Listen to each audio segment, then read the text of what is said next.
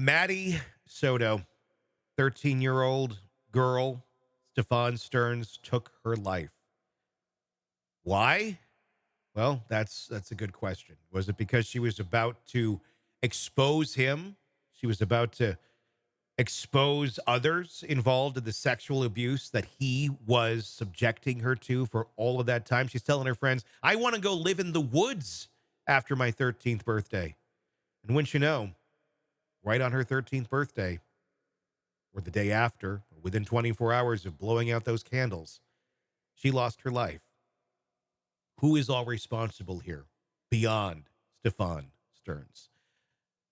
Mother, Jen Soto, being looked at very closely. No arrest made as of our recording yet. But what does she know, and how does she know it? What was she involved in any of this? Was she complicit? She completely oblivious that these things were going on in their very small apartment for many, many years? What's happening here?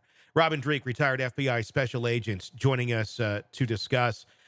This is an interesting one, and one where you have to start wondering, how far out do the tentacles of this man's evil behavior truly go?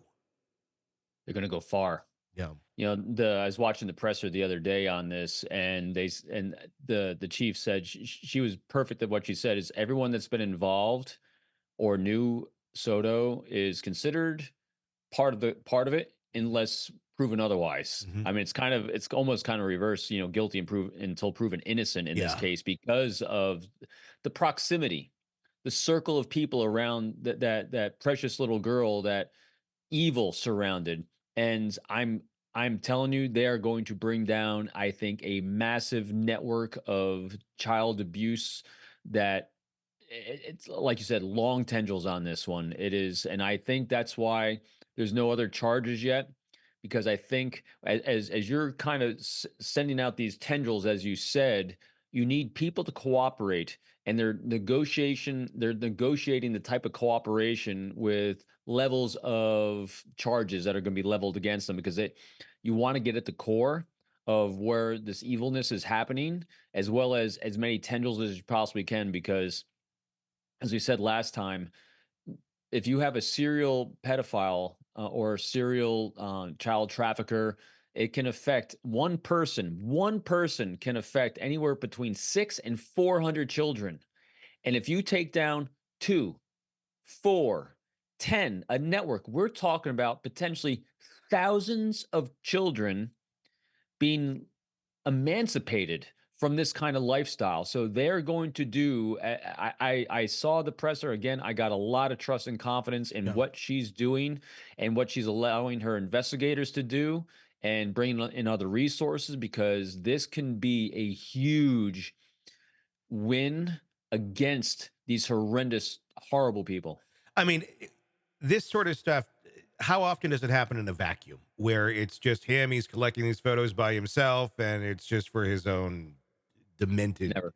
No, I've never seen it in a vacuum. no.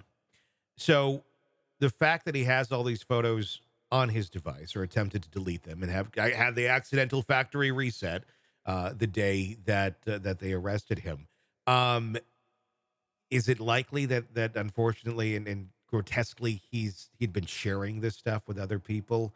Guaranteed. And And very rarely do I use like yeah, extreme language. I guarantee it. I yeah, guarantee that's not the only device he's had it on. I guarantee this isn't the first time he's done it in his life, yeah, because the data does not support. Remember, we talk about behavior arcs, Tony. yeah, This is not a blip in this guy's behavior arc. This is yeah. a lifespan, and I guarantee we go back to his early upbringing and childhood.